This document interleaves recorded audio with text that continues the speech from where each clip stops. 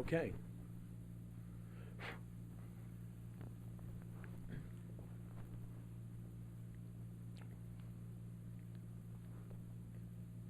Ken Trahan with Lenny Van Gilder for SportsNOLA.com. The football weekend has arrived, and in fact, it already started because John Curtis defeated Clark 49-6, and J.T. Curtis thus becomes the second coach in American history to win 500 games. Lenny, you were there. I was there. We covered it. It was quite an event and what an accomplishment, even though the game itself was anticlimactic. Yeah, exactly. I mean, this is one game that you knew what the result was going to be going in, and it was truly a coronation all night long. It amazed me to see the number of former players that came back out to Joe Yenny last night.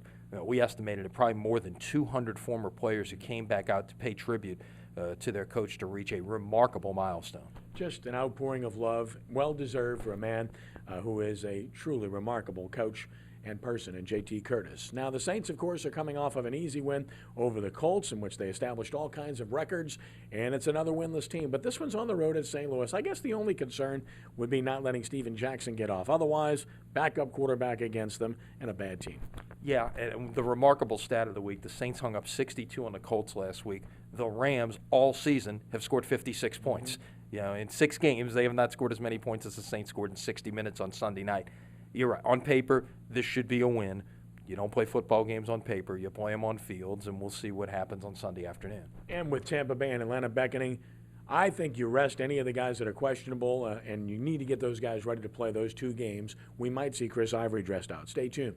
With regard to LSU, the Tigers, well, they have a week off, and, of course, the hype is incredible. It began this past week and will continue in earnest with their date at Alabama beckoning next Saturday, and it truly is remarkable. I mean, we're just seeing so much material on this, and by the time the game arrives, you just hope it lives up to the expectations. No doubt, and I mentioned it in my blog this morning on SportsNOLA.com, is that, you know, the one thing, you know, that's kind of imperative in this thing is it's possible we might see these 2 teams face off again on January 9th in the BCS National Championship game right here in our backyard. It's got to be a good game, and that doesn't mean just a close game. It's got to be entertaining. It can't be a 10-7 grinded-out defense kind of game.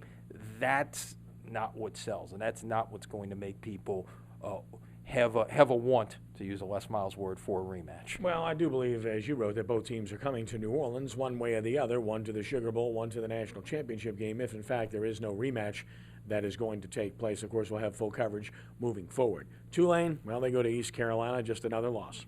You would think. Tulane has never really played East Carolina very well. That said, the last time they faced each other 3 years ago, it was a pretty close game, and that was a very good East Carolina team. This is not as good an East Carolina team, but I think they see some light at the end of the tunnel. Their quarterback had a remarkable game last week against Navy. Started the game by completing his first 26 passes. Do that again on Saturday. It's going to be a long afternoon for Mark Hudson's team. Coaching search, of course, well underway. Committee is formed. These are Scott Cowan guys on the committee. Keep that in mind. They're likely to spend $800,000 on hiring a head coach, and this will heat up in the weeks to come. Our prayers also with my good friend Vince Gibson, who is struggling with Lou Gehrig's disease, and we continue to keep him in our thoughts and prayers. And also to Billy Kennedy, Lenny, a guy that you and I have known for quite some time. I worked with him at UNO. He's been at Tulane, of course, did a great job at Southeastern, and has been an outstanding head coach. Yeah, now the head coach at Texas A&M. Got the news yesterday that he's early signs of Parkinson's disease.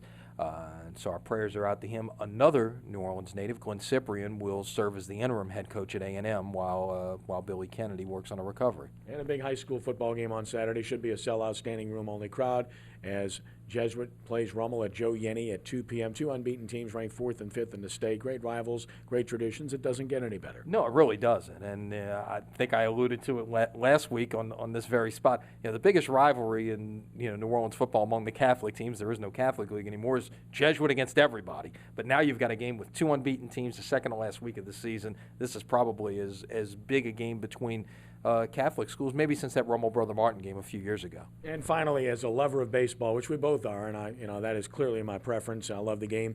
To watch that Game 6 of the World Series, to have a chance to see the last 3 or 4 innings as I did, was just incredible stuff. I've never seen anything like it, and I've heard people say, well, there were errors, base running mistakes, everything else.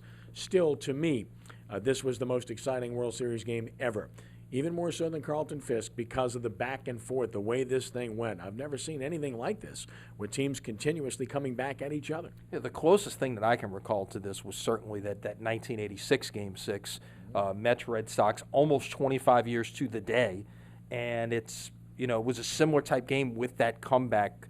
The Mets in that game were down 2 runs, down to their final strike. Similar type scenarios that we saw last night. The Cardinals did it not once, but twice, and then the home run in the 11th inning by David Freese. Yeah, a mistake lost that game for Boston, whereas this game was won by big hits by the Cardinals. Truly great stuff. Maybe Game 7 lives up to the hype, and it goes down as one of the great series ever. That's our weekend analysis of football with a little baseball spiced in and a little prayer, too. So we hope you enjoyed it. Lenny, have a great weekend. You too. For SportsNOLA.com, I'm Ken Trahan.